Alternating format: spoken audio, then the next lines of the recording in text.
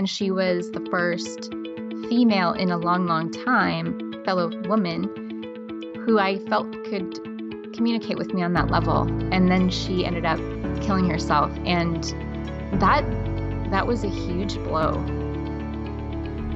Welcome to Voices of Deconversion. We share the inspirational stories of deconversion told by former Christians who are now atheist or agnostic. Our stories remind us we're in it together. They encourage us as we discover who we are and help us to embrace who we become. Now here's Steve with today's guest.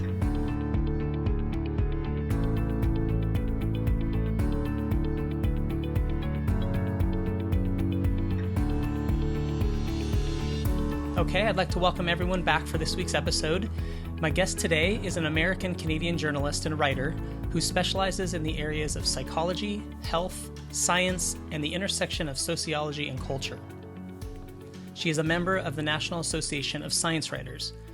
She has a degree in English from Simon Fraser University and has completed certificate courses in epigenetics, personalized medicine, human physiology, and genetics and evolution. She also hosts the Humans of Earth podcast, a profile podcast where she interviews people from all around the world, highlighting their lives and aiming to bridge the us versus them divide through shared stories. Born in Williston, North Dakota, she has moved over 30 times in her life and currently resides in Vancouver, British Columbia. Her interests include languages, travel, music, and yoga. I'm very happy to be joined today by Kristen Hovet. Kristen, thanks so much for joining me. Thanks for having me. Yeah. So I thought the one thing that popped out to me in your bio was that you've moved over 30 times in your life. So what would you say is the most interesting place that you've lived?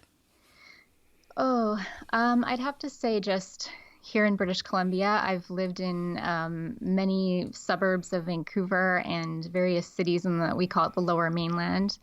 And just in terms of diversity of people, it's been great that way and very different from where I was raised for much of my childhood and teen years. Cool. So, yeah. I've heard you describe yourself as an agnostic atheist and also a humanist. So why don't you go ahead and explain what you mean by those terms or why you use those terms to describe yourself?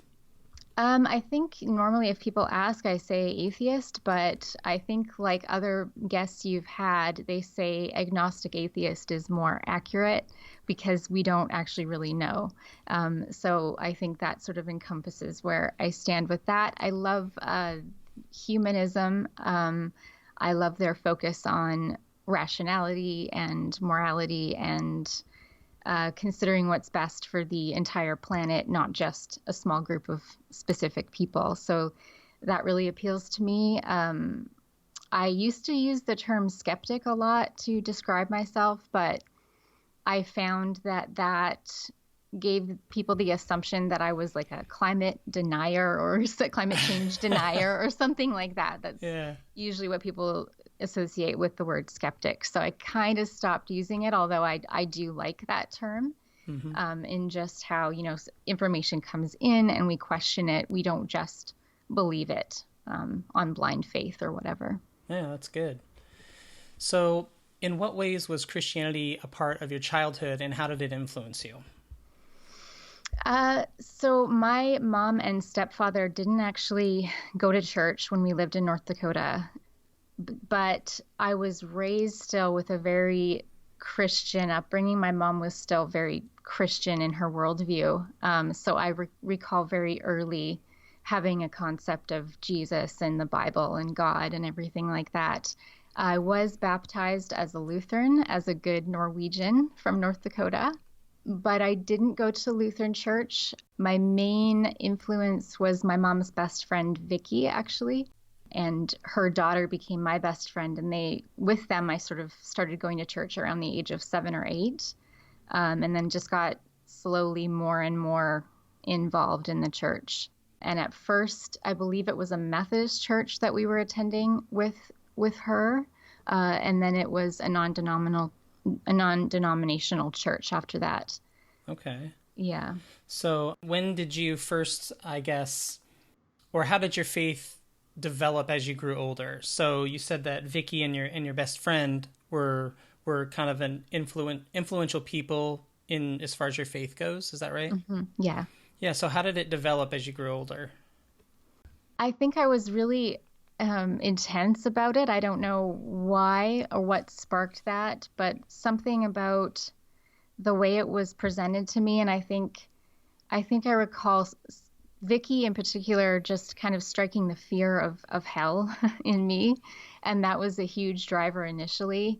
And then from that point on, I was just involved in summer camps and youth groups and just got further and further into it. And then I moved to Canada as a teenager, and I started going to a Baptist church here. And so there were a lot of similarities. It wasn't quite as, fire and brimstone type preaching that I was used to, but similar worldview, definitely similar take on others, like people that weren't part of the Christian faith, and similar kind of fear of atheists and homosexuals and all of that. So I guess I would consider myself a devout Protestant for a lot of those years. And I took my faith really seriously. I actually read the Bible. I, studied the scripture. I wrote down quotes from the Bible. I was pretty intense about it. Do you have a memory of something that you did that you would describe as like one of your most devout moments, or something that came out of that kind of sprung out of your being so devout?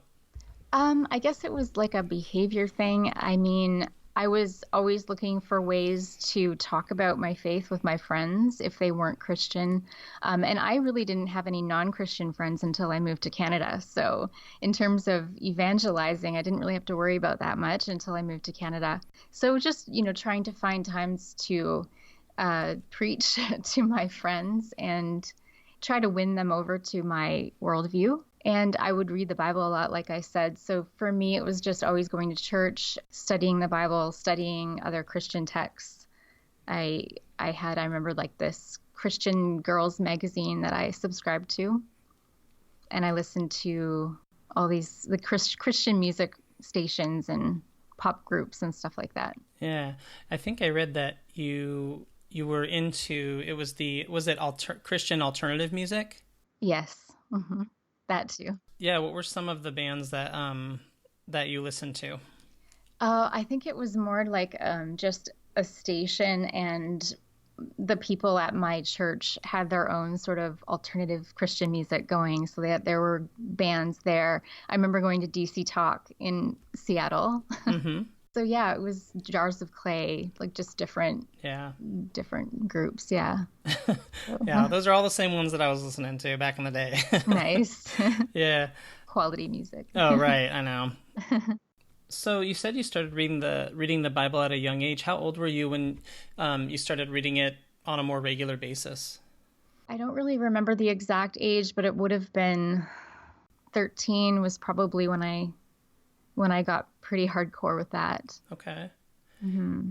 And you said your parents weren't necessarily super devout, but for some reason it took with you, and it just, maybe Vicky and your best friend were a part of that. But when you began to read the Bible more regularly and listen to Christian music, what were your parents doing? And if you had siblings, how were they experiencing their faith differently from yours?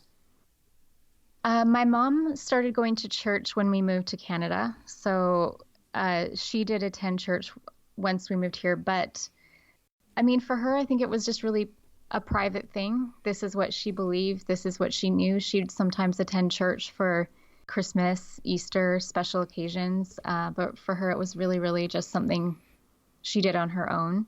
My stepfather wasn't, I don't really actually know what he was. If he would have called himself a Christian or not. He certainly professed that he did, but in terms of actually reading the Bible, I never saw him do that. Okay. Yeah. And my younger brother, he's not a Christian to this day, but yeah, I don't recall him being in church with us. So you kind of went around to some different denominations. You said you were baptized Lutheran. You went to a Methodist church and then to a non-denominational church. That was the right? That was kind of the sequence. And Lutheran, then when I moved, and then in Canada it was Baptist. Okay. So Did you, now these are different ages, so you may not remember the contrast as much, but was there a big contrast from the churches you went to when you were younger versus the churches in your mind? Obviously there's a difference, but what did you notice that was different between the churches that you went to when you were younger versus the ones you were when you were older? Definitely the Methodist one I remember as being more moderate, more traditional. So they had, traditional hymns and what some would call boring services. And whereas the non-denominational church, there was more, newer contemporary music, people dancing, raising their hands, much more upbeat in general. And then in Canada, in the Baptist church, it was sort of, I would say, in between. And there were different sort of trains of thought in terms of what individual people thought and believed. And I remember towards the end of when I was still in church, some people were becoming really fascinated with the concept of spiritual warfare. And that was sort of newer, I think, to that church at the time. Yeah, and there was some talk of speaking in tongues, but it wasn't. That never actually happened in services that I recall. Okay. Are there any teachings that you remember having an impact on you, whether it be good or bad, from your early years, from your childhood up until maybe your teen years? I guess I was thinking of this when I was going through your questions. It's just sort of the contrast between when I was young, it was more like God was a monster in heaven that looked down on you and judged you. And if you did something wrong, you were condemned to hell, kind of thing. Mm-hmm. And then I don't know where along the way someone began teaching about, the love of Christ and the more positive God, basically. Mm-hmm. So I think somewhere it switched. And so he became more like a loving parent in the sky, Mm-hmm. In terms of actual doctrine. Yeah, I guess I liked the idea of, I remember liking the idea of Jesus as a sort of bridge between God and God's people. I remember really, oh yeah, that's cool. Yeah, I remember hearing that kind of talk, in the churches that I went to too. Who is someone or something that influenced your faith the most? Yeah, I mean, I keep going back to my mom's best friend just because I spent so much time with their family. It was like a second home to me. And she was much more into it than my mom was. So if I had a question, my mom would really say, go out, why don't you ask Vicky? She knows because she knows all that stuff. And so I would take my questions to Vicky. And so, she was the one that was really shaping my beliefs from a very, very early age. Okay, yeah. So it's your best friend's mom and you guys are fairly close. And so she was someone you trusted and could kind of open up to and ask questions. And she was kind of your go-to, it sounds like. Yeah. And because my mom also went to her for questions. So she was definitely the Christian force there. So in a lot of ways. What would you say, you talked about it a little bit earlier. What would you say God meant to you personally? Like I said, it was like this force that I was always contending with, like I was really serious about it. I guess from an early age, I was quite analytical. So I really wanted to know, like, what is this God? What does he mean? And why is he there? And so at first, like I said, personally, I always felt like I was being watched. And then later God became a kind of friend that I felt like I could go to with any problem. And you couldn't remember what made that switch, but you said at some point someone must have kind of impressed upon you the softer attributes of God and the relationship piece of it. Mm-hmm. I do recall, I was reading a lot of Christian books, and either it could have been also sermons in my new church and things like that. And I went to a college and career youth group type thing. And so delving deeper into the Bible and various ideas. And So it was around there when I think, oh yeah, he's not such a bad person. And then again, the Jesus as bridge thing really struck me. It's like, Yeah. okay, so you have this angry God from the Old Testament, and that is bridged or uh, made, I don't know what the word is, but just safer Mm-hmm. for humans through Jesus. So I remember just something switching, and I became even more intensely, the word devout is what I use. I just felt more like, okay, now I can trust God. There's Yeah. something to that. I can actually feel love and love God back, or that's how I would have talked about it then. Yeah, and you said you read the Bible from an early age, and I know we talked about that a little bit, but is there a book in the Bible that you remember really enjoying, or that you maybe made an impression on you? I think a lot of people mentioned the Psalms. I liked also just reading about Jesus, so anything from the New Testament Hmm. about Jesus. Yeah.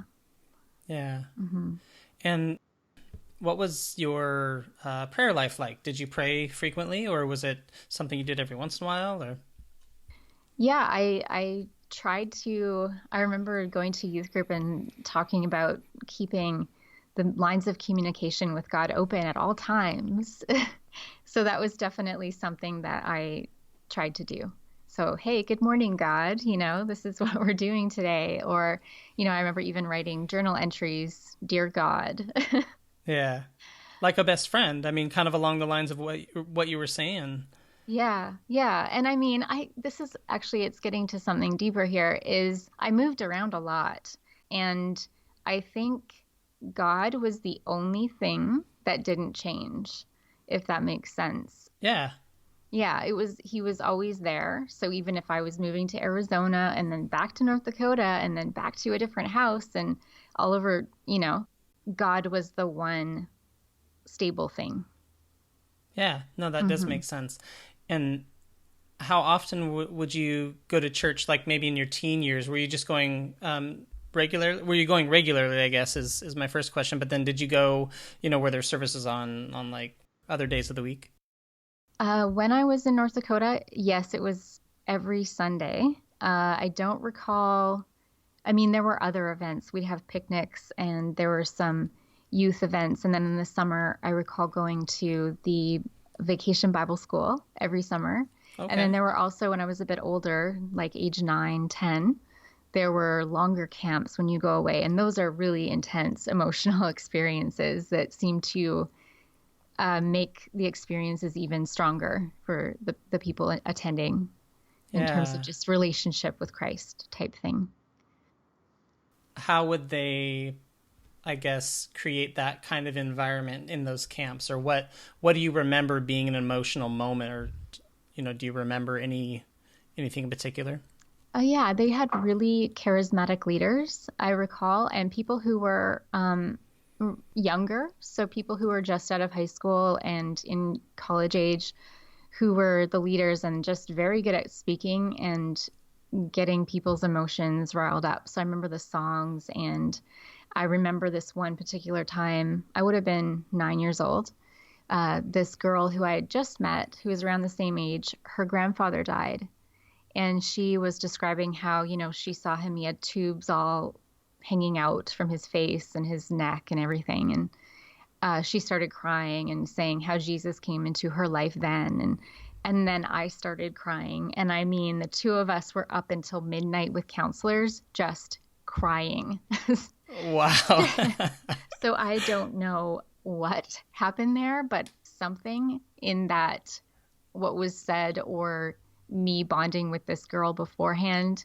And at that point, I said, oh, yeah, I felt Jesus come into my heart too. And it was very real for me, but so emotional. Yeah, So emotional. I remember going to camps like that, and the emotional is like the campfire moment, and people give testimonies or come forward to accept Jesus or something. hmm So those emotional, I guess, moments have a big impact on a young person, and you were only 9, and you were having this really intense emotional response and experience with other campers, and so did that continue through the next few years? You said you went to camp a few times. Yeah, I recall going at least 2 or 3 times.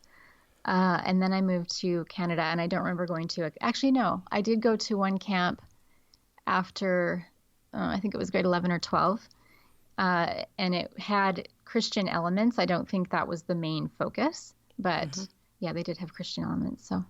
So what else did God mean to you personally? So you said he was the constant. He was, you moved around a lot, and that makes a lot of sense. He's the one thing that's staying the same. He's my anchor. Yeah. Is there anything else about your relationship with God that that is notable that you remember? I can remember getting really into missions. So I did for 2 years in a row. I went to Mexico, so that was in high school. Also to San Diego. So we spent time in homeless shelters. And so I spent time talking to mothers and children at the shelter, and also in Mexico building homes and churches. So it became, increasingly evangelical for me. I need to spread the word. I need to tell all my friends and make sure they believe. And it became more of not just believing, but of action-based doing faith. What else is significant about this part of your life, maybe up into your teen years? I was always a reader.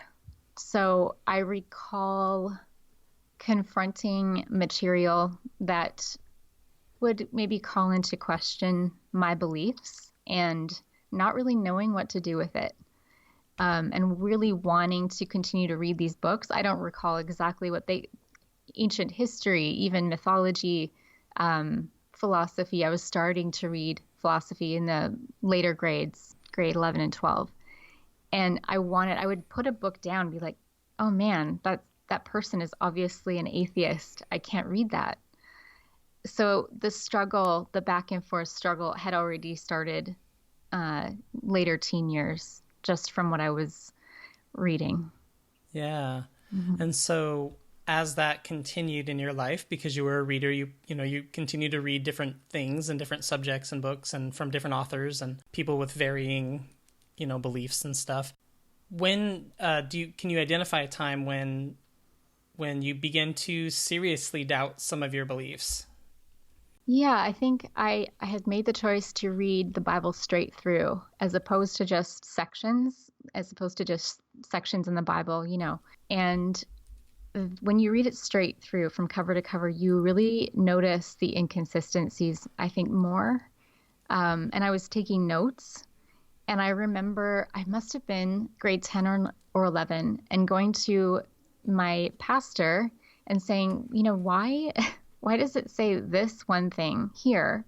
And then here it says this completely opposite thing. And then I would get this sort of really, I think, bad answer. Just you have to have faith. I mean, there's things about the Bible that don't make sense. And, I was just left with all these series of disappointments in terms of what I would get back from leaders, youth group leaders, pastors. Things were just adding up and piling up in the back of my mind.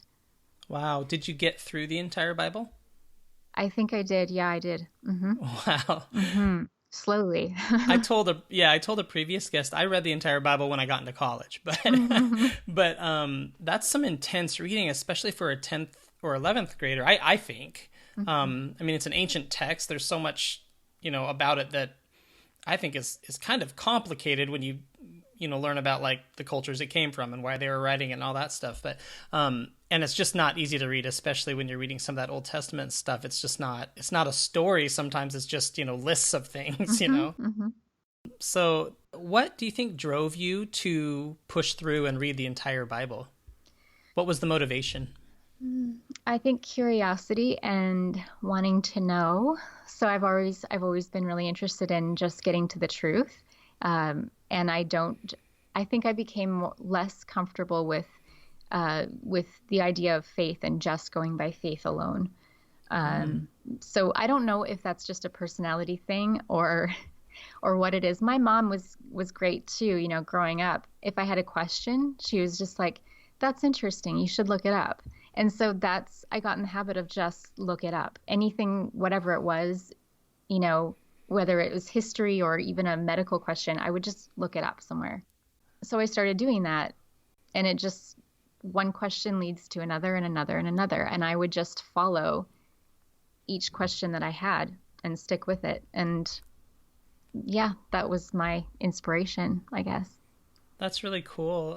It's neat when because not all parents are that way. I think it's neat when a parent encourages the child to kind of discover it on their own, Definitely. Mm-hmm. And that was instilled in you, it seems like, from a very young age. And it came in really handy, It's a great quality to have, or a great skill to learn, to question things, especially when you're a child. So that's cool.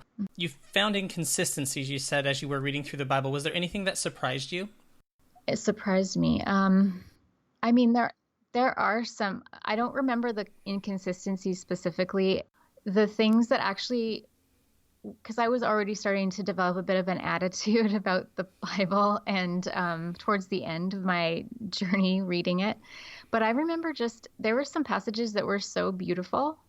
I think those were shocking to me. And there's some parts of the Bible that are still beautiful, or I'll hear someone reading it and I'll be like, yeah, that's awesome poetry, So, yeah. But I don't remember in terms of the inconsistencies. I can't recall. I remember there was a long list of them that I kept track of. Oh, interesting. Yeah, because you said you were taking notes. I was. But that's cool. And highlighting. My Bible was like a rainbow. Yeah, that's cool though that what stood out to you was some of the good stuff. And I think that's something that I think is important for people who maybe aren't atheists, who hear about our experiences, to know that like there's still an appreciation. It sounds like I know for a lot of us, but for you in particular, it sounds like there's still an appreciation for the poetry, or the history, or the literature itself. Mm-hmm. And I think that's an important note to make. Mm-hmm, definitely. Yeah, I think that Christians think, oh, now she hates the Bible and is anti anything Christian. That's just not true. It's not true. Yeah. What question or doubt was worrying you the most? Or do you remember a particular thing bothering you?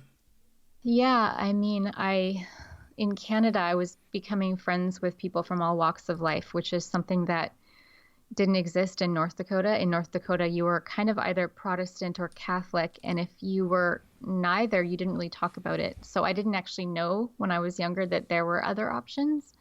In Canada, it was very different. There were atheists, there were Jewish people, there were Muslims, there were all sorts, Buddhists, everything. And so I had to contend with, okay, I have this friend who is Hindu. What do I do? How do I talk to them? And I was kind of being a jerk to some people. I would come off, well, you're not saved. You're going to hell. And it bothered me that I was hurting them. But I felt also this need to be true to my faith and what I thought God wanted me to do. So there was this increasing issue with how I was dealing with non-believers. And also, I didn't want to think of them as going to hell. I thought that was really cruel. But you would actually say it to them. Yeah, I'd be like, yeah. I mean, we'd have these discussions, and I had friends who were really big into science, and we would have discussions. And for some reason, they put up with me and had patience with me. But I could be pretty judgmental, in a nice way, but still very direct. Like, I think you're going to hell, and I feel sorry for you. Which now I look back and I'm like, how? How could I have said that to that person? But at the same time, I thought it was tough love, Mm-hmm. So what changed for you? When did it change for you? So that was your approach to, friends or, other people that you were meeting. Is there a time that you remember noticing a change in your tone, or a change in the way you would approach people who were Hindu or atheist?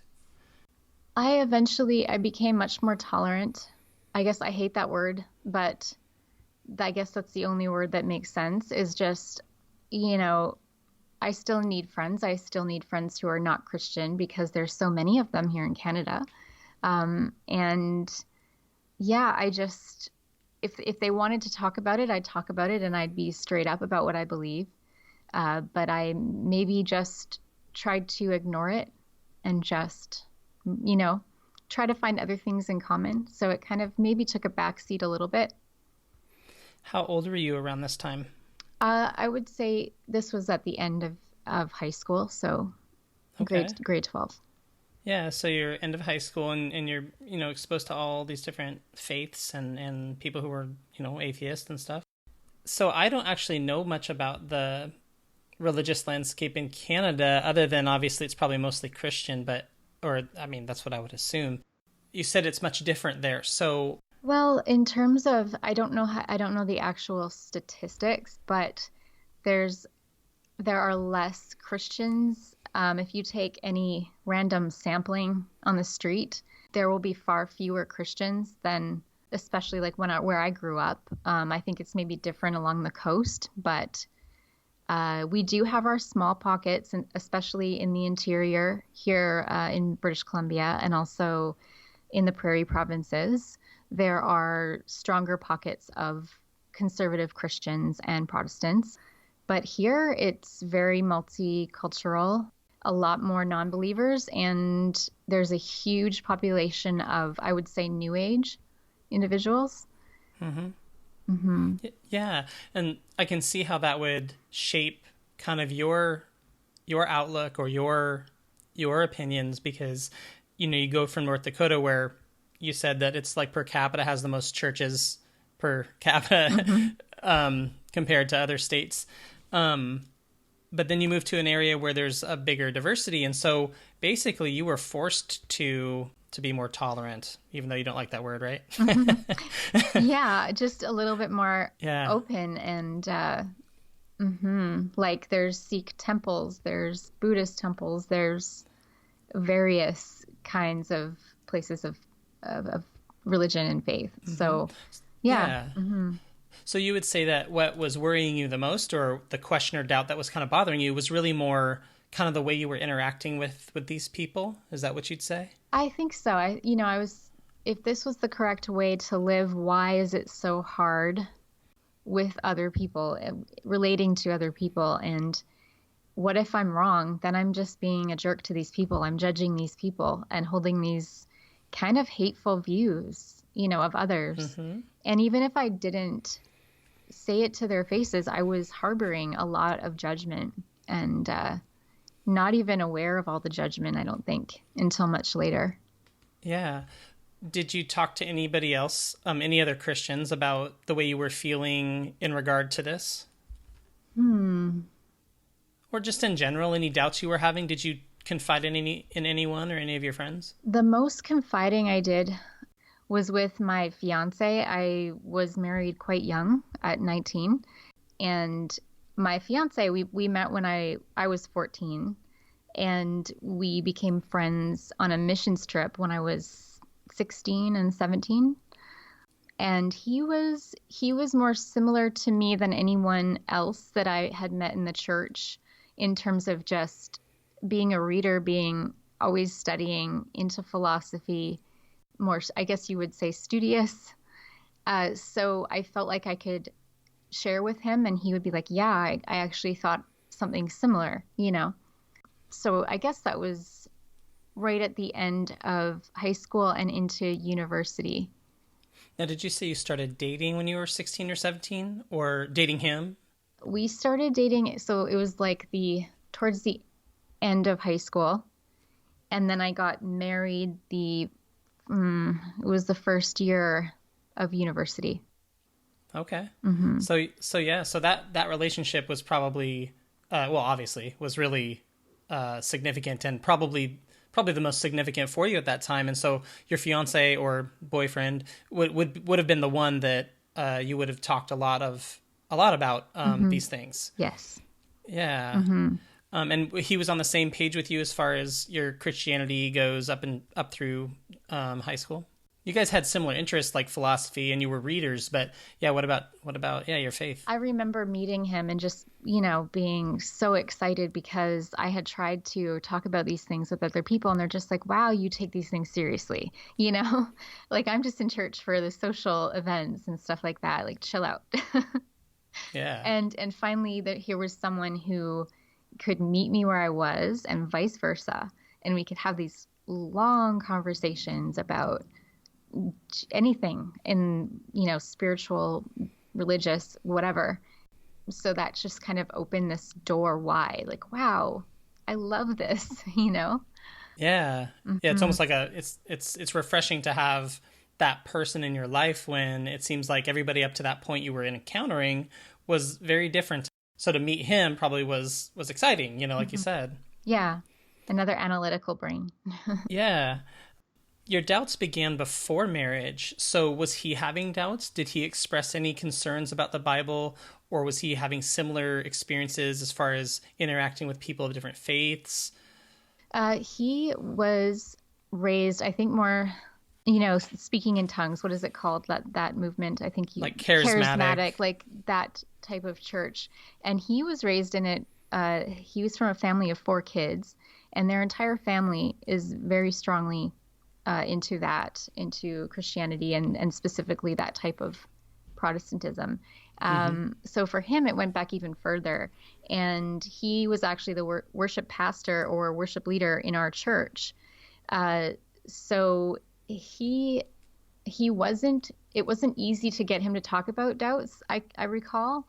But then once I went there with him and it was just he and I, it's like this gate opened for both of us, I think. And we had maybe been pushing some things under the rug, so to speak, in our own minds.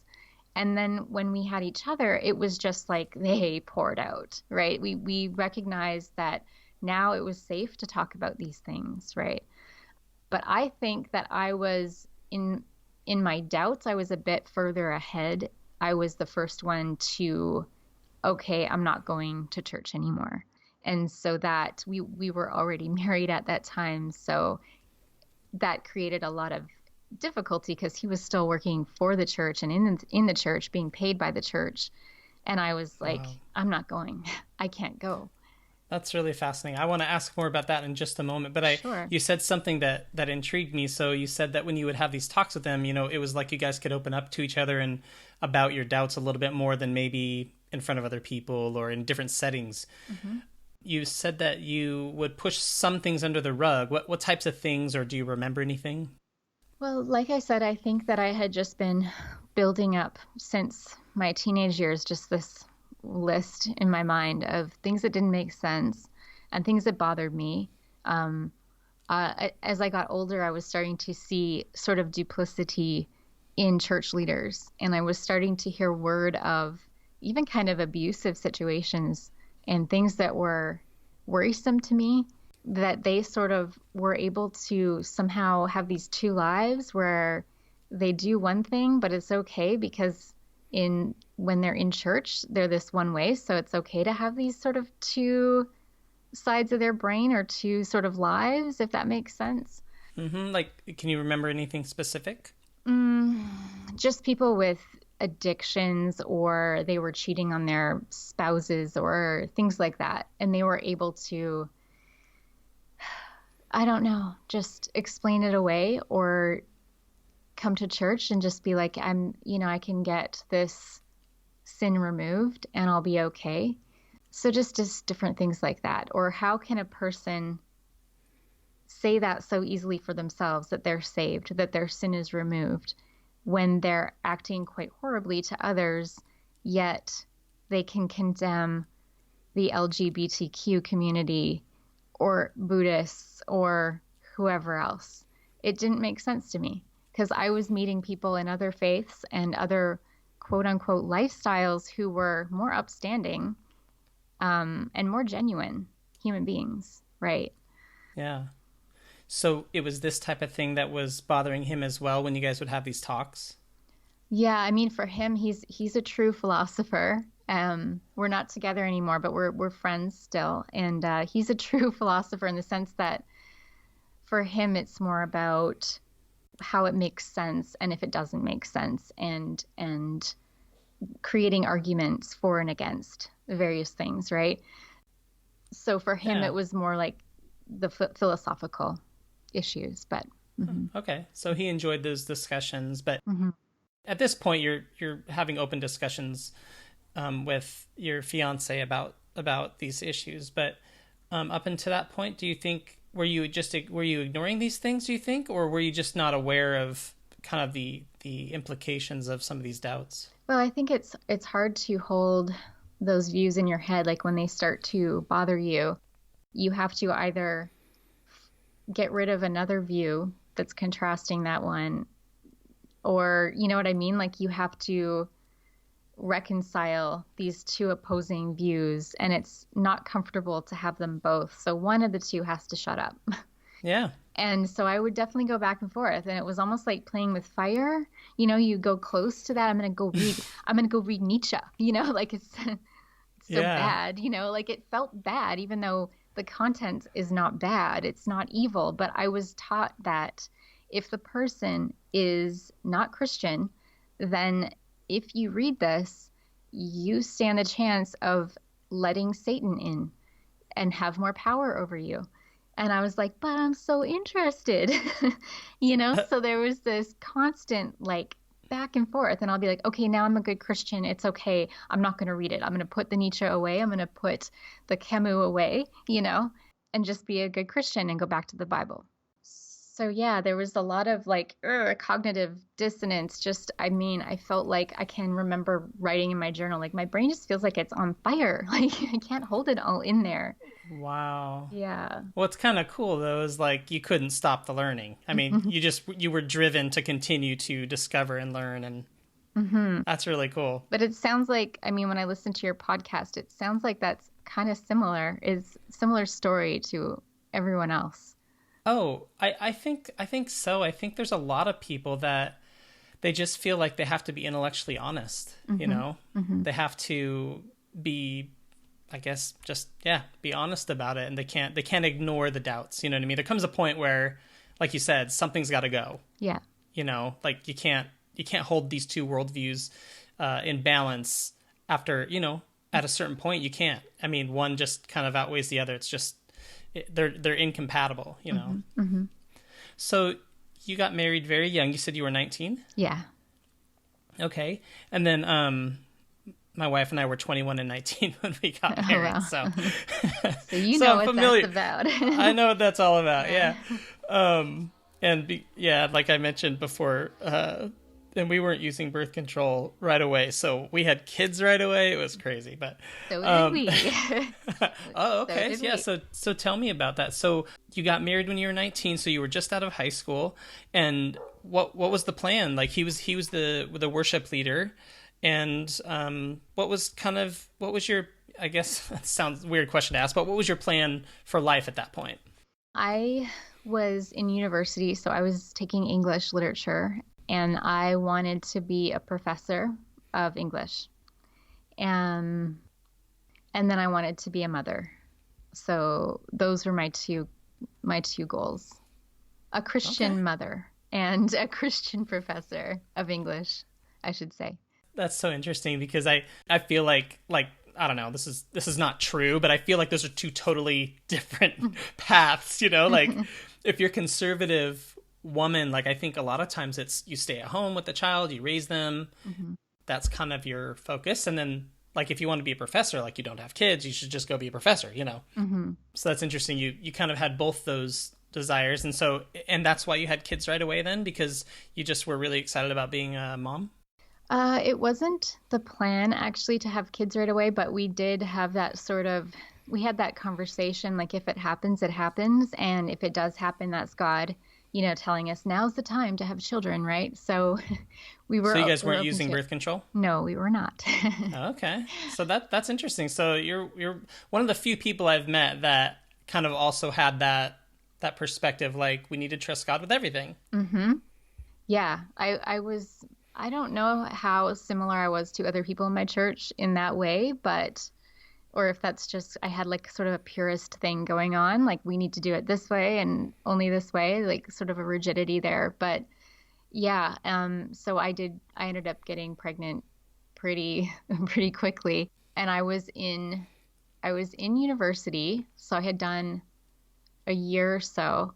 And then one of the people that I had befriended in school, it was actually an archaeology class. She was a Christian singer, and I mean, man, her voice was, I can still remember it to this day, just beautiful. Like I would get shivers when I'd hear her in the room singing. And we had started a friendship, but I knew she was keeping her distance and I didn't quite understand that. I'm like, we get along so well. What's wrong here? Interesting. Is there something wrong with me? And she ended up committing suicide. Oh my God, that's horrible. Yes.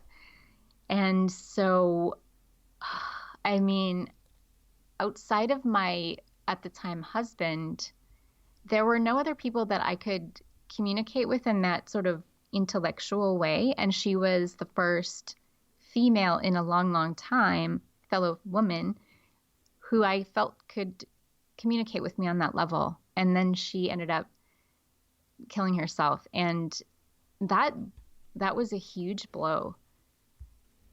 And yeah, I actually left university for a couple years after that. Wow. Hmm. How long had you known her before she died?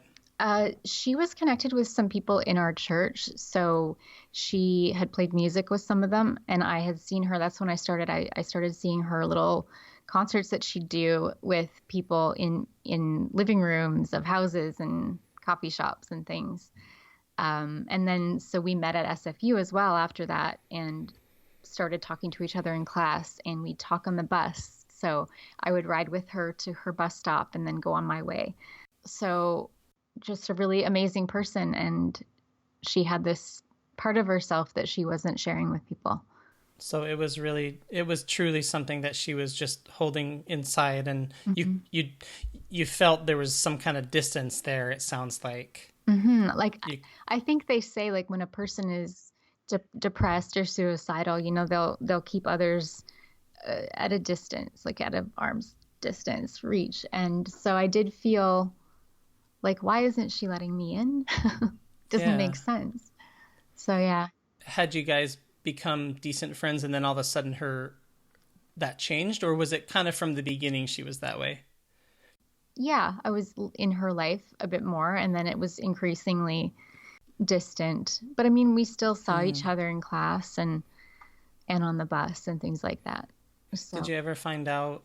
I mean, suicide's obviously a very complicated subject, and people, you know, have lots of reasons for doing something like that. But did you ever find out maybe what was going on in her life that I was so don't difficult, or was it just mental illness? Or I do think she struggled with depression. I don't really know much more than yeah, that. Yeah.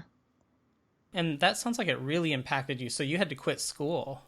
Yeah, I mean there were other reasons, but that was sort of the final straw, I would say, because I was And just having difficulties, just like I said, keeping these worldviews separate. And then it made it even worse when I was in school, because then I was studying even archaeology, just challenging my views. Anything that would talk about evolution would challenge my views. And I remember taking a class about world religions, which was really interesting because I ended up reading the Quran and parts of Hindu texts.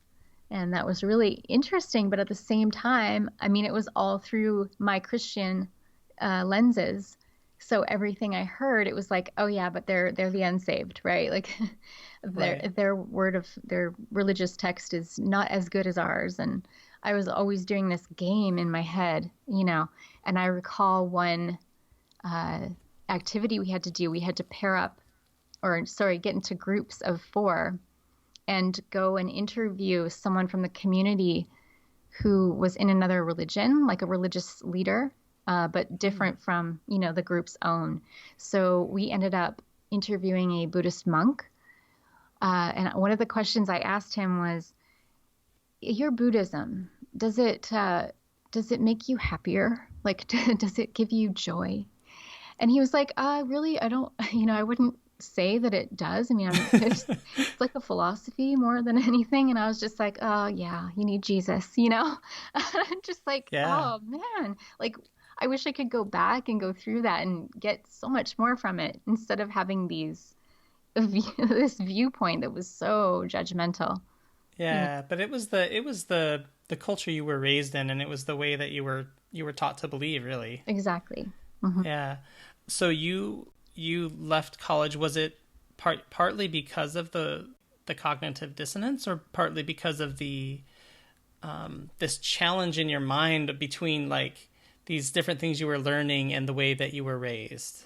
There's Uh, certainly, like you said, I mean, it's really important when you're a woman and you're in the church and you're married. So, beforehand, before I was married, I think it was easier for me to look into the future and see myself as a professor or as an individual who focused on their career. Even with the church being there, I could still have that view. Maybe it was because of my friends and the very, progressive world around me here in Vancouver. But once I was married, it's like something changes. It's like, okay, now I'm a married woman in a Christian household.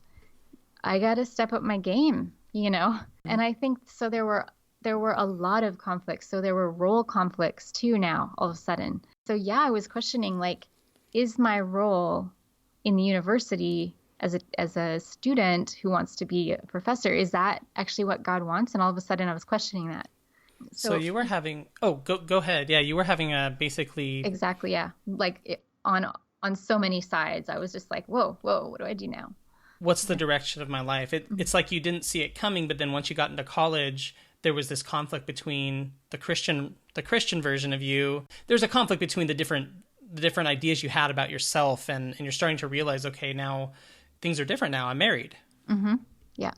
And Yeah. also, when around that time, I left the church. So my friend committed suicide. I shortly after left the church.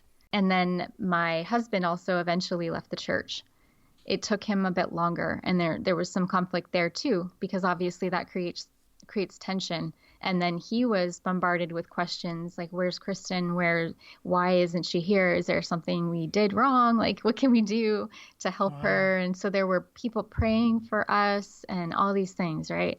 So we actually moved to the province over to, if anything, get away from that noise, because you can't, Wow. both of us were having trouble thinking straight and knowing what to do with ourselves and even in our relationship, because his family especially, I mean, they had great intentions, but all of them are very, very Christian, and they were very concerned. And so we couldn't see them without like, oh, when are you, everything okay with church, like, and then when we both were left, it was like, whoa, what's wrong? So we basically moved to the province over to escape that. Wow. Hmm. So when you quit college for that period of time, um, in your mind, was it because you just didn't know what to do with your life, or you were confused about the direction your life was taking? Is that Yeah, how you? I was having a lot of little crises here and there, and then they just kind of added up to this is, I don't think I can stay here, because I was having trouble concentrating on my studies. Like I was getting good grades, but it was a chore. It Overwhelming? was, it's so overwhelming. Yes. And so I was just like, okay, maybe I'll go back to school, but I need a break. There's far too much to think about, and it was just becoming stressful in general, all Yeah. of And it. so for a period of time, you quit school and stayed in the same area, right? And your So husband was going to church regularly at that for a period of time. yeah. And that's when he started to get lots of questions. I mean, as church people do, like, Hmm. where's your wife? Like, is she okay? Yeah. Yeah. Okay. And how much time do you think went by from the time, just in general, from the time that you quit school and were staying kind of away from church, from that time until you guys moved? About 6 months, I would say. Okay. So it's fairly quick. Hmm.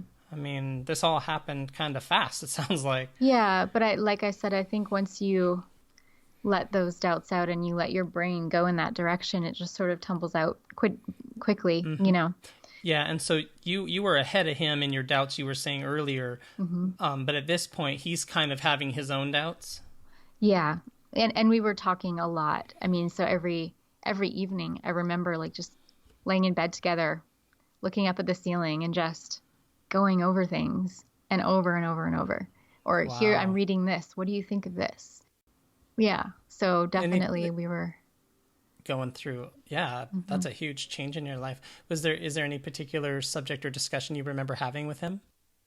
We talked about everything. So it was hard for both of us to conceive of, it's that lost cost fallacy, right? It's like we've spent our whole lives up to this point being really in the church, and we assumed that our whole lives would be about this thing, right? So what are we giving up if we actually leave it? And what if we're wrong? Like, are we condemning ourselves to eternity of suffering by making these choices and going down this path, you know? Yeah. So we talked about the big things like that.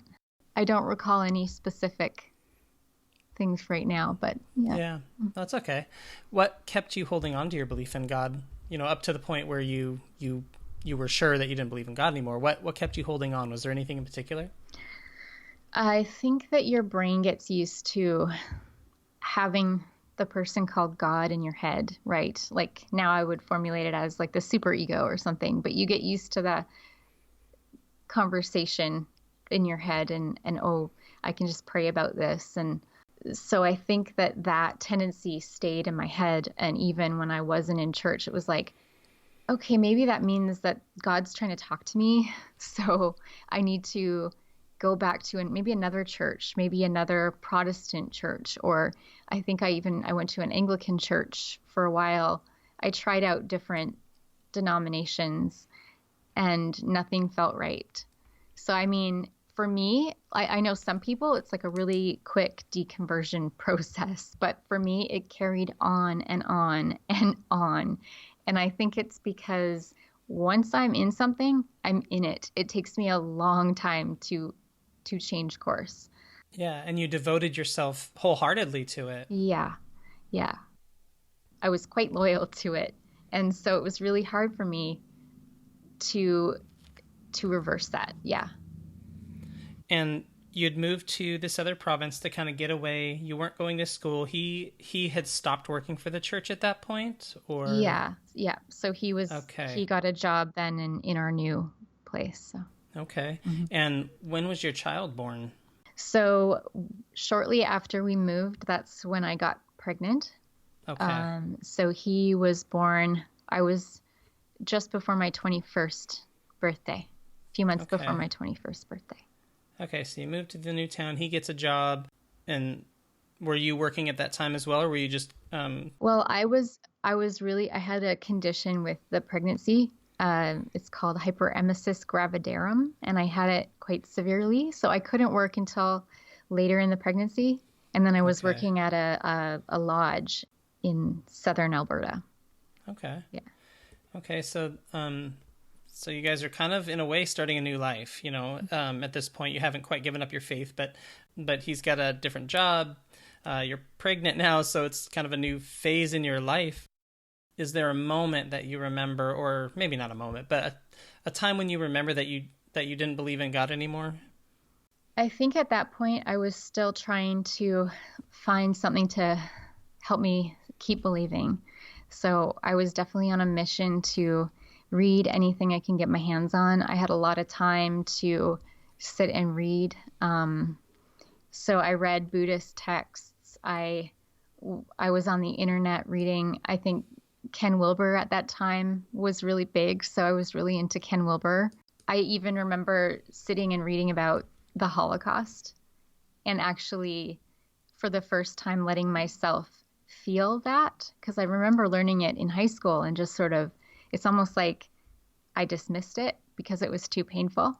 So it's like, yeah, that sucks about the Holocaust. It sucks about the Nazis, whatever, And then I sat down with this massive book about the Holocaust and what the Jewish people went through. And I let it hit me.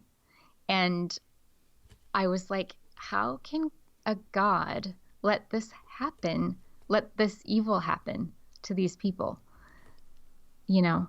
And that's when I Yeah. really fully confronted the problem. I would say the problem of evil in the world and the problem of suffering. And Wow. I couldn't, you know, I couldn't deal with that.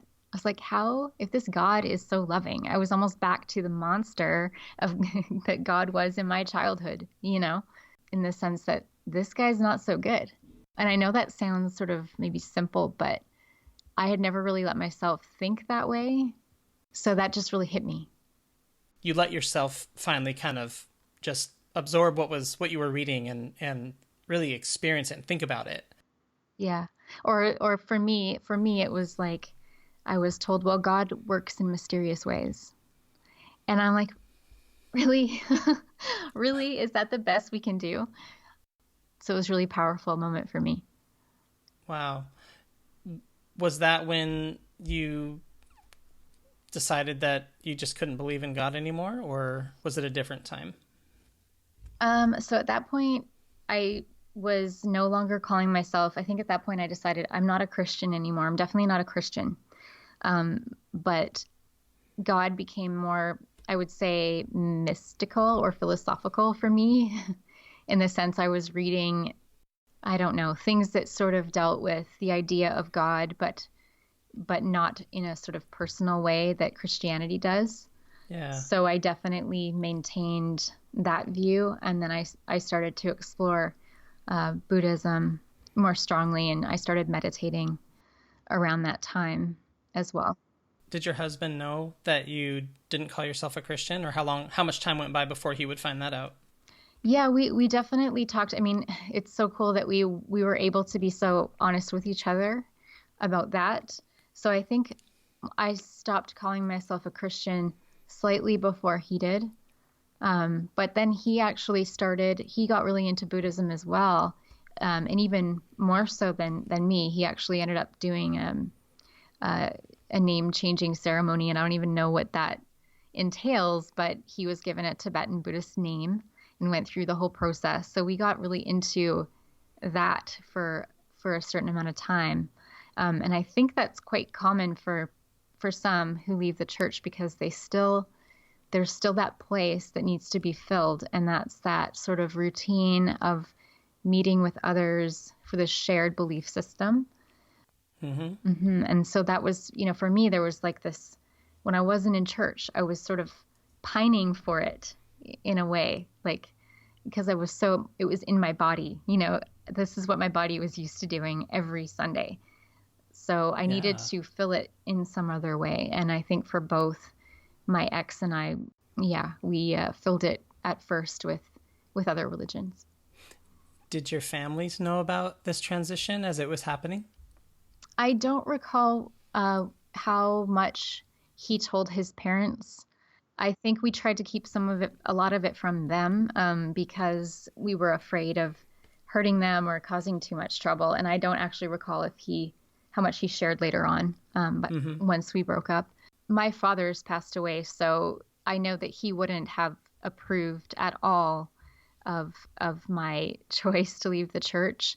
My mom, on the other hand, was really cool, and she's always been really, really cool with anything that I've been going through. So, I told her right away, and I don't recall her exact reaction, just that she was just like, that's interesting.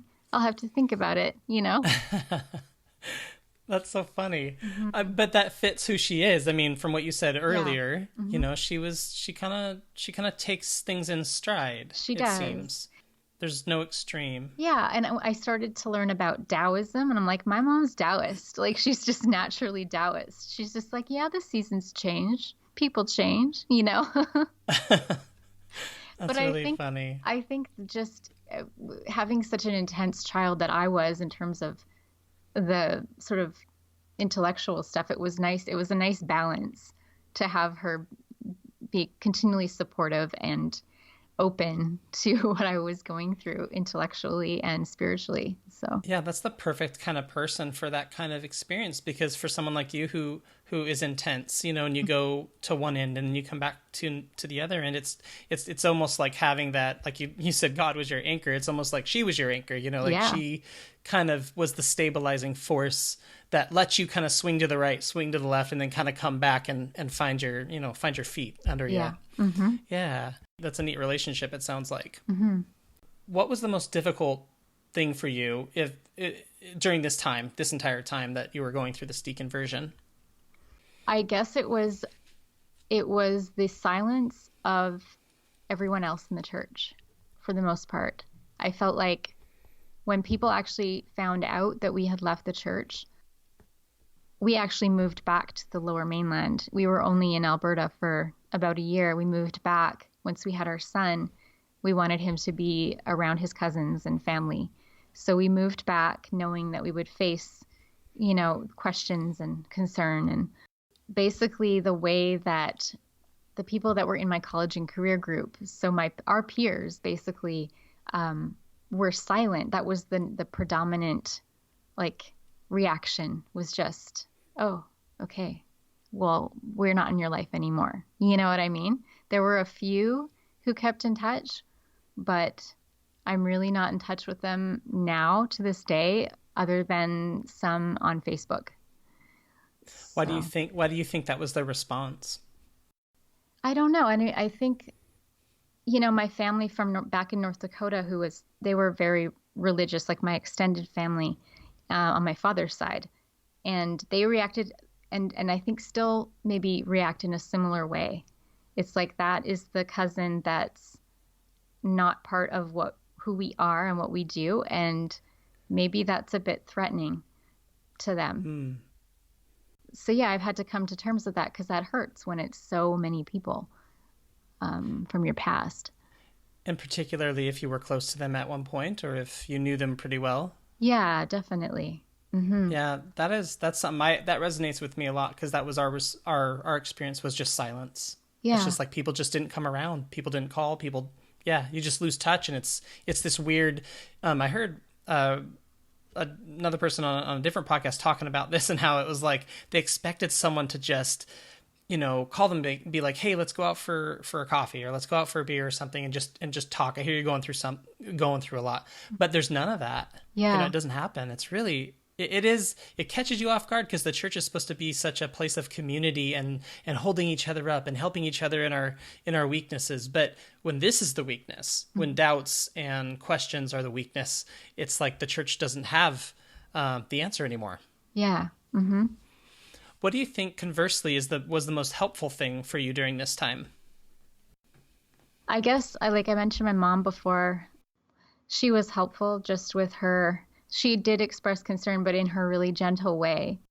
So it was helpful to have her. I didn't have social media and things that people have nowadays. I know there were some forums, but they were mainly, for atheists. And at that time, it took me a long time to warm up to the word atheist, because I was raised to believe the word atheist, an atheist is the worst possible thing. Yeah. They're the saddest possible person and the most sinful possible person. And so even when I didn't have that sort of dichotomy in my head between believer and non-believer, I had still retained that view of atheism as bad, wrong, Yeah.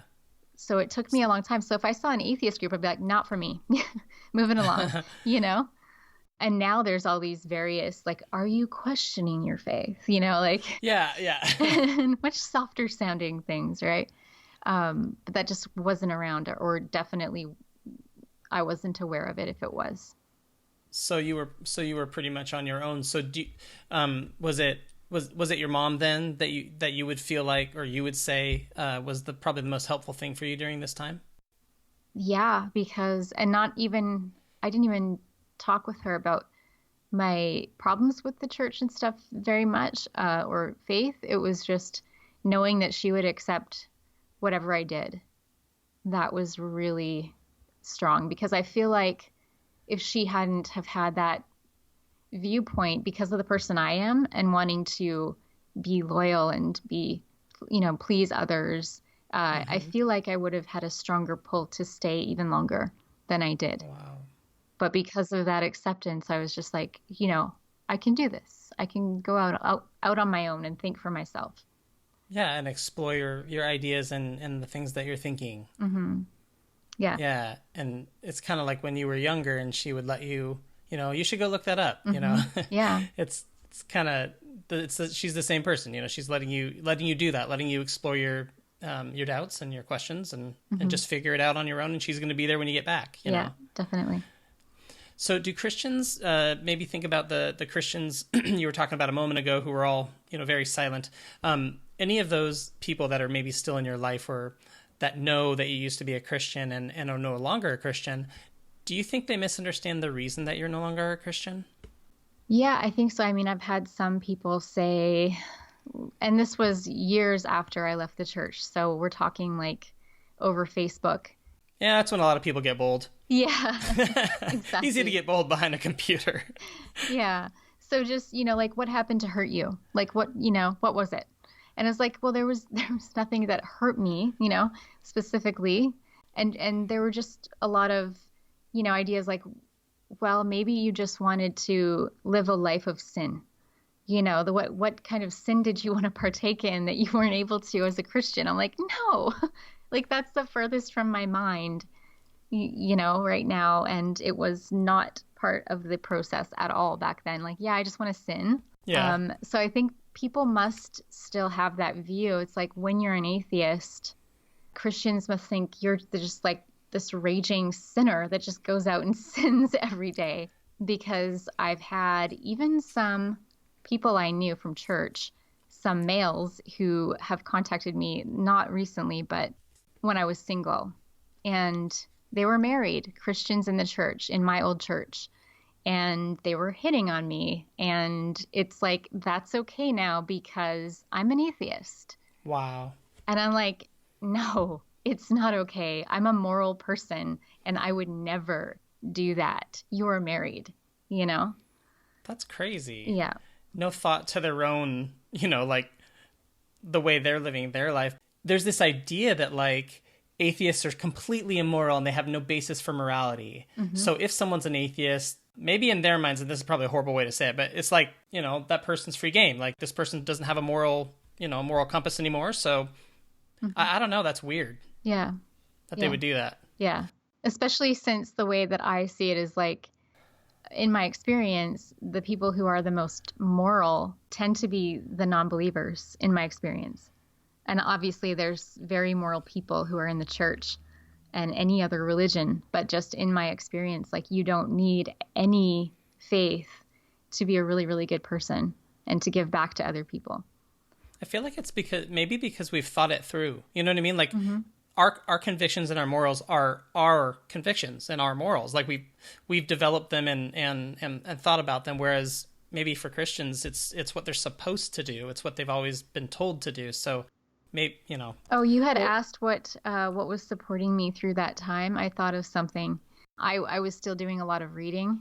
I remember reading Carl Sagan, and I also read Michael Shermer, The Believing Brain, it's called. Oh, cool. Yeah. And so just reading and continuing on, just listening to the experiences of those before me who had either similar experiences or, were just writing from the standpoint of a scientific worldview. Yeah, that's really cool. Yeah, because I felt like my upbringing had really caused me to avoid learning properly about science or respecting science, even though I always had a curiosity about it, but I just kept that on the side. You got to explore that then, at that point in your life. It wasn't taboo anymore. Yeah. So I just kind of dove in like, oh, evolution, yay. Yeah. Yeah. That's really cool. Yeah. So when you think back on your entire experience from, when you were young and you were going through church and you became very devout and all the way through college and the experiences you had and then your marriage and all the doubts, through that entire time, what part of you would you say, what good part of you stayed the same? What common thread do you see when you look back on your life through that time? I think it would be the sort of bottomless curiosity that I have about the human condition and everything else in the world. There's that desire to know that stayed the same throughout. I mean, that's the common thread. So I like that. When you think back on the Christian you, what do you think about that person? I mean, I kind of feel sorry for the Christian me just because there were so many years of confusion. But I think I did the best I could with my, surroundings and my environment and how I was brought up and the various influences that were in my life. I think I did pretty well. But yeah, I mean, it sometimes makes me sad thinking back on how difficult that time was, for sure. Yeah. Yeah. Mm-hmm. A lot of mixed emotions, probably. Oh, yeah. Yeah. What do you like best about being an atheist? I feel more genuine. And I don't have to feel guilt for changing my mind and changing my opinion. I have a scientific worldview now, which is not as tied up to my emotions, or even my sense of self. So if new evidence comes in about something, then I can go, okay, that's cool. Moving along. I've changed my mind, moving along. And science, I can freely love science and all there is to know about the world and not have this sort of guilt and worry and shame hanging over me. Knowledge isn't a threat anymore. Exactly. Yeah. Yeah. Mm-hmm. Well, what's one thing that you have learned or experienced that you may not have if you were still a Christian? Truly listening to the experiences of other people without judging. That's really cool. I like that a lot. Mm-hmm. Yeah, because it's, the way you were raised was just like you were saying you felt, you look back and you were judgmental. The way you view those times when you were talking to your friends, you were judgmental, but it was almost built in. I mean, it's something that you were just raised with. Mm-hmm. How does that make you feel then when you're talking to someone who's very different from you, and you don't feel the need to judge them? I guess, how does that make you feel when you're talking to them? I feel like I can see them more clearly because I don't have those lenses on, so I can actually listen to what they're saying and change my perspective if I need to change, their experience when I'm listening to their experience, I can take their perspective easily. And I'm not continually in my brain saying, oh, how can I counter this person? How can I argue with this person about this thing? I'm listening. I can listen and actually hear all the words as opposed to just hearing the parts that I want to hear. Yeah. Mm-hmm. Well, when you think back on your deconversion experience, is there something that you're most proud of? I guess sticking with it, even when it was really, really, really hard and when it didn't make sense. And when I could ask other people what their thoughts are. So definitely, if it's safe, I encourage other people to talk to others about it, because I think that too often we just think it's not safe to talk about our doubts or even that we might be atheist. I think there's a lot of atheists in the closet. And if people talked about it more, they'd be surprised about how many of us there are. That's great. Is there anything that we haven't discussed that regarding the entire topic that you'd like to share, or something that you'd like to talk about? I did an article about religious trauma syndrome quite a while ago now, but it's still important. It's still an important concept, and I think that there are some people who are really struggling with. It's almost like a PTSD type response to having been raised in the church and being intensely into it the way that I was and some other people are as well. And I think there's sort of mental and emotional repercussions that need to be addressed. And I think that I don't have the answers, but there needs to be a way to talk about those things and learn from each other and try to find some support online or in person, because those are real. Those are very real symptoms. For me, it was inability to even think rationally and make decisions when I didn't have the church anymore, because I didn't have that authority figure that the church was for me. I think there's a certain amount of learned helplessness that goes along with that. And it can be very crippling when you leave the church, especially if you don't have a strong social support network. Wow, that's really good. That's really good information. A really good point. You said learned helplessness, and that's something, my wife's a social worker, and so I've heard that term many times. And I think that's a great phrase, because I do, you're right. You're basically, this sounds really insulting, and it's not meant to be to Christians, but it is a crutch in a sense. It's something holding you and propping you up, and when it's gone and you have to learn how to walk on your own, it is, for the recently deconverted person, you're right. It is, you've learned to depend on the church for all of those things, your opinions, everything. Mm-hmm. And so when it's gone, you're right. It's hard to figure out how to, like you said, even just think rationally, Yeah. processing all this information coming at you and stuff. So, mm-hmm. Well, I'm going to get to resources in just a moment, but the religious trauma syndrome article that you wrote, where can people find that? So I can send you a link that was published on. So it was published in 2016 for the Establishment. So the establishment.co website, and it's called The Hidden Trauma of Life After Fundamentalism. Wow, that's really cool. I'm really interested in reading that. I had some really bizarre, cognitive problems. And when I was losing my faith, I had a hard time sometimes even asking questions in class. Like when I was losing my faith, and I would think of a question to ask the professor, and I'd raise my hand to ask it, and they would call on me. And it wasn't like how you kind of forget, oh wait, what was I talking about? We all have those moments, but it was this really bizarre thing, and it happened for years, but it's gotten better.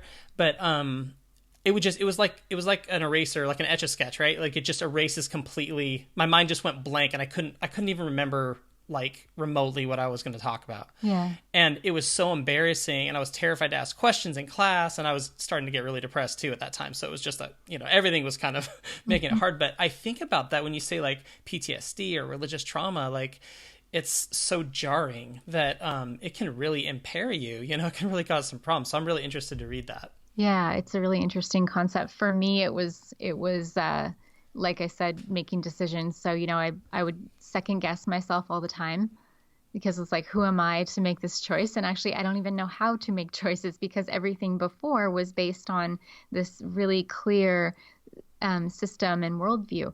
I could just ask someone in my church, what should I do with this? And I would get an answer, or I would, base it on the beliefs in the Bible and have this, answer for myself very easily. And then I was faced with a world where nothing was clear, and it was self-driven. What my life came from me, which was such a simple concept, but so hard for people who are really into fundamentalist beliefs. Absolutely. Yeah. So I started this podcast for the recently deconverted Christian. What encouragement or piece of guidance would you give that person? Trust yourself, as hard as it is. Trust that voice, and look for others to talk with. That's the most important thing that I think I missed out on, is just having a community. And it's so, so important to have other people to express your doubts with. Absolutely. That's really good. What's one or two resources that you would recommend for someone who's deconverting?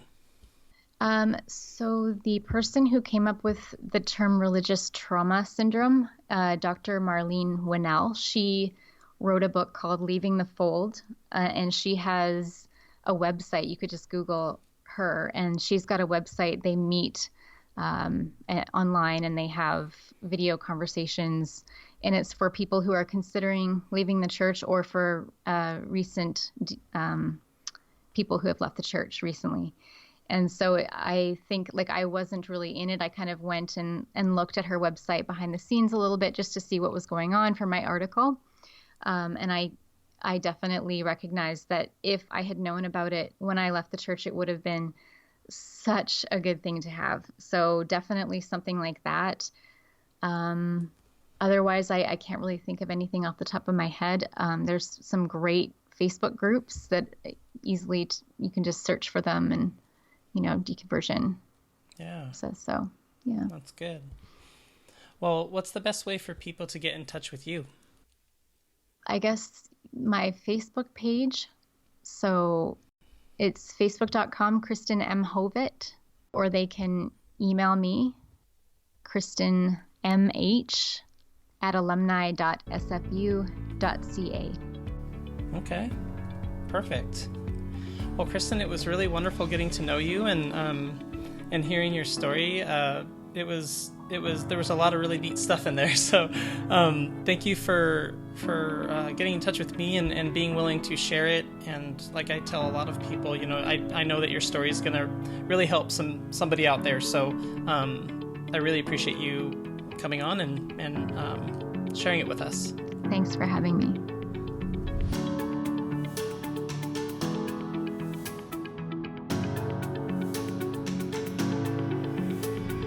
Thanks for listening to Voices of Deconversion. Be sure to join us next time by subscribing to the podcast. If you'd like to learn more, check out our newsletter at bodpodcast.com.